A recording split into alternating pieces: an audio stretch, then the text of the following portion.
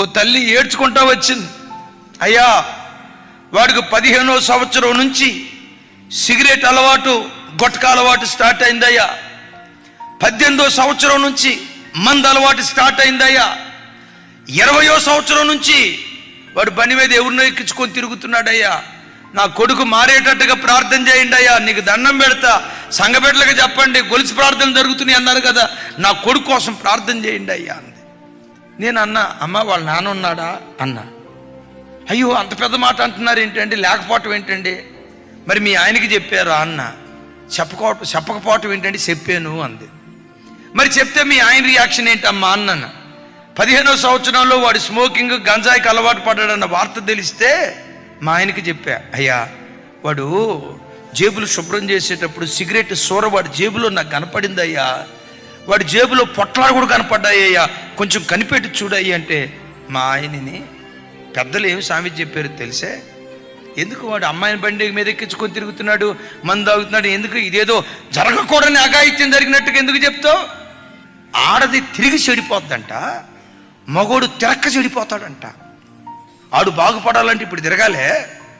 నేనన్నా, అసలు తండ్రి నోట ఆ మాట ఎట్లా వచ్చిందమ్మా, అసలు ఆ మాట ఎట్లా అనగలిగాడమ్మా అన్న.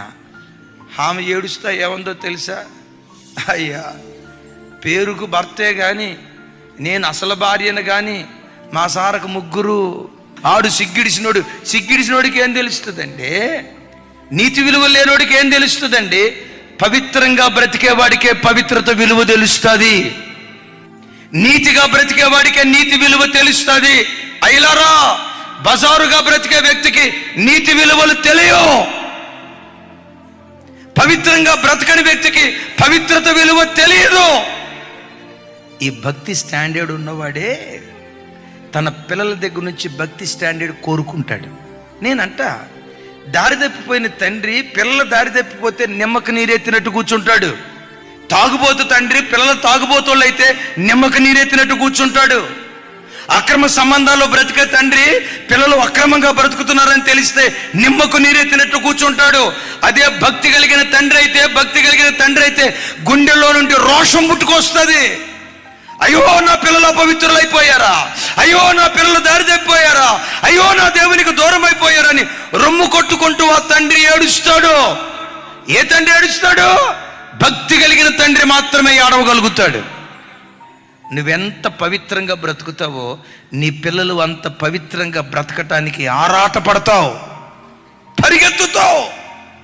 అట్టి కృప దేవుడు మనకిచ్చును గాక.